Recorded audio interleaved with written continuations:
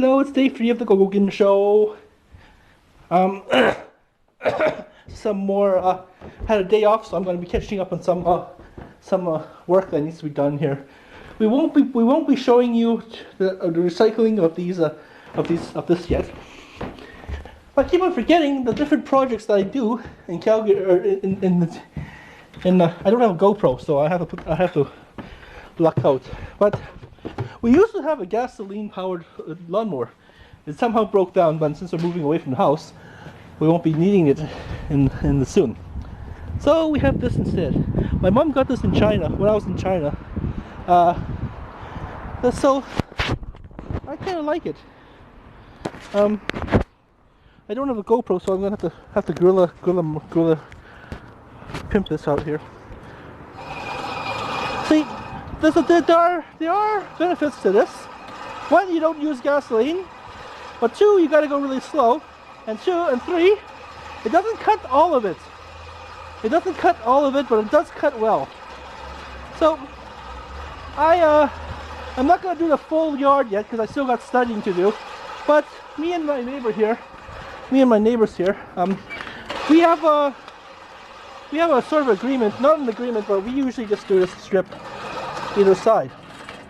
Sometimes you gotta really press. Sometimes you have to really press. See, go over it 3 times. This is the only bad drawback to environmental lawnmower.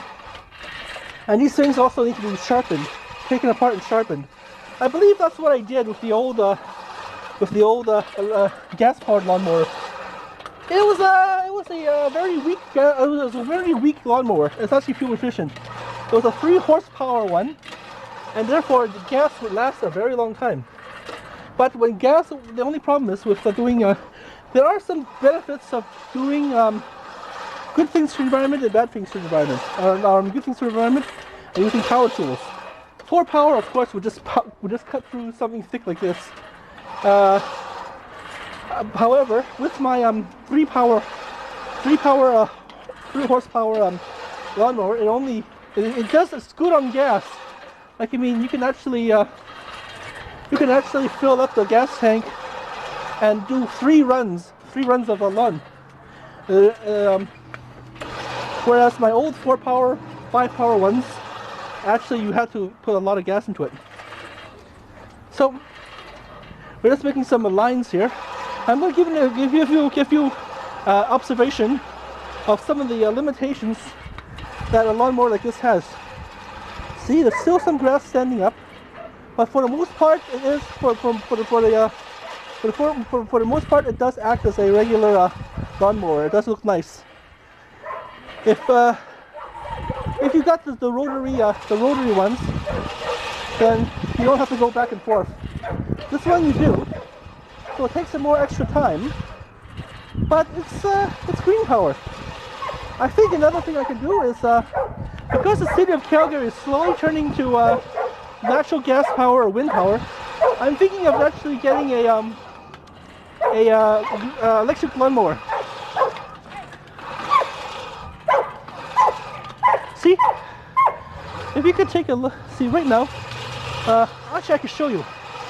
My backyard is because I've started school, my backyard is very thick, and you can see the limitations of a 3 gas power, or in this case, or 3 horsepower, or in this case, a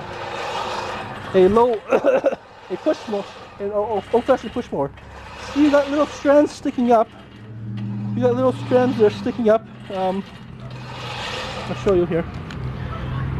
You got little strands that are sticking up, so you gotta go over it twice, 3 times. But when you go in if you go to the backyard, then you have this problem a lot. You can get around this by using your weed whacker. Well, that kind of defeats the purpose of doing chores in the first place, right? Machinery is there to make our lives easier. One go at it, right? So this is a welcome. See, look, see.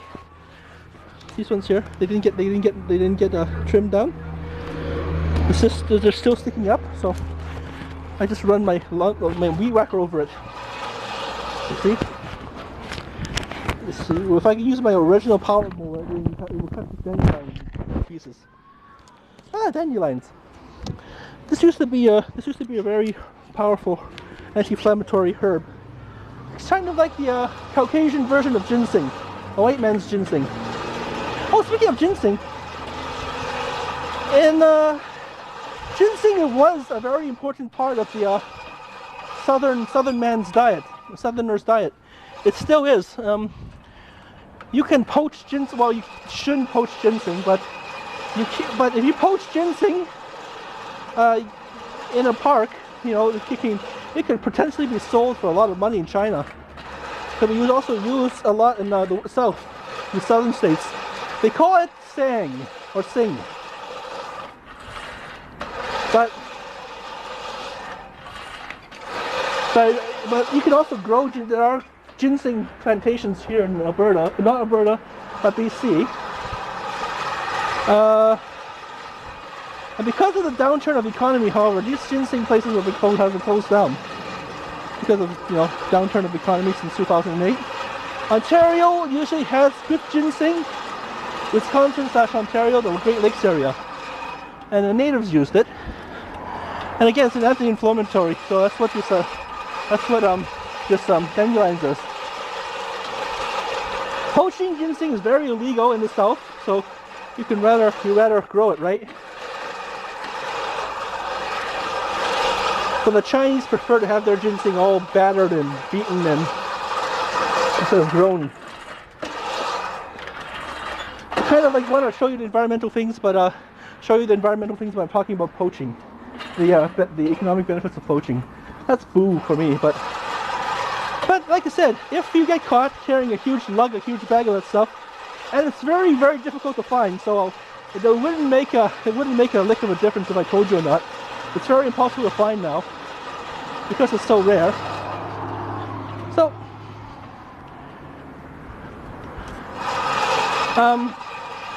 see, with a regular power mower, I could just do this. I could just do this like once, but I kind of like being environmental. Get a little elbow grease in there. And I think when I get at my home place, I'm going to get one of these. Also, if you lower the, you can get really, really close to the grass once you lower this thing.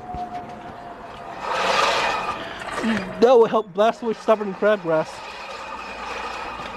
So let's go into the jungle that is my backyard and show you what kind of problems this can have. Without actually 7 minutes. Without actually having to.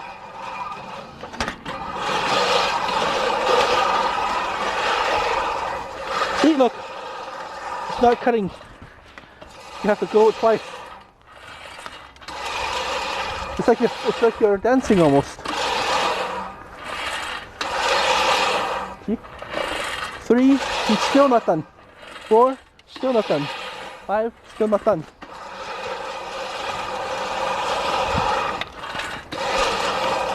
But this is an environmental friendly way of doing it. Mainly because I'm too cheap to get a regular lawnmower. And we're going to move away, so... See, and this thing gets full. You have to go back. Let's actually go back and see how much we missed. Right there, see, we missed it.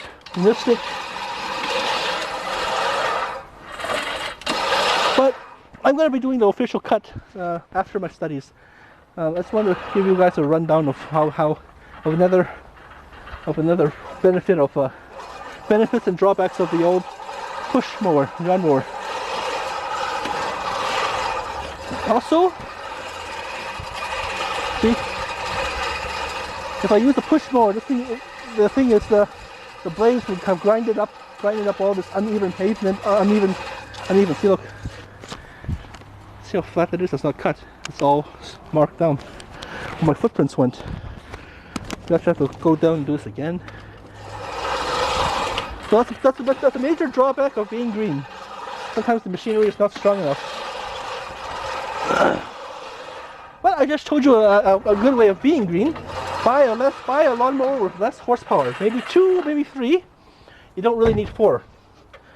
Unless perhaps you're trying to do the Blue Jays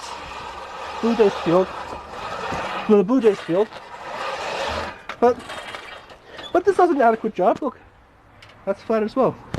It's a real crapshoot. Sometimes you have a good cut, sometimes you have a bad cut.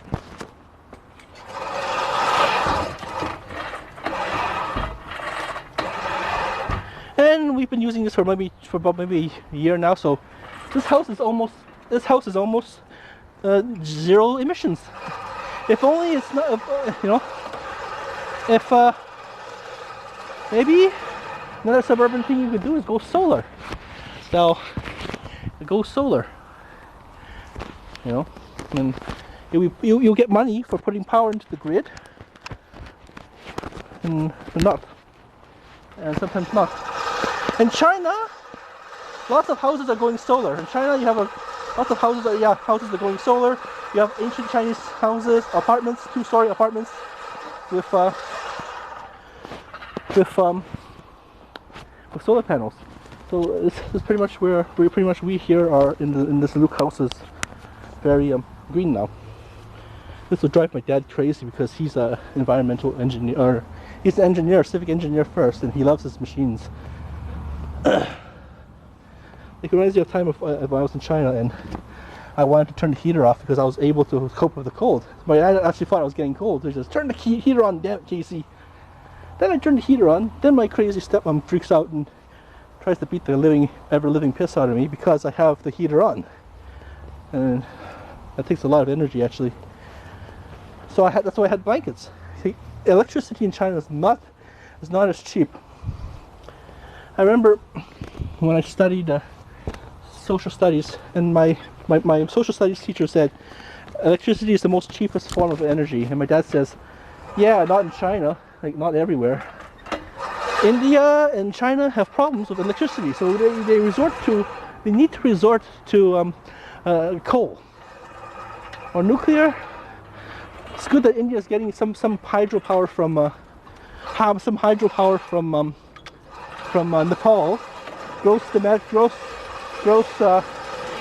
domestic happiness.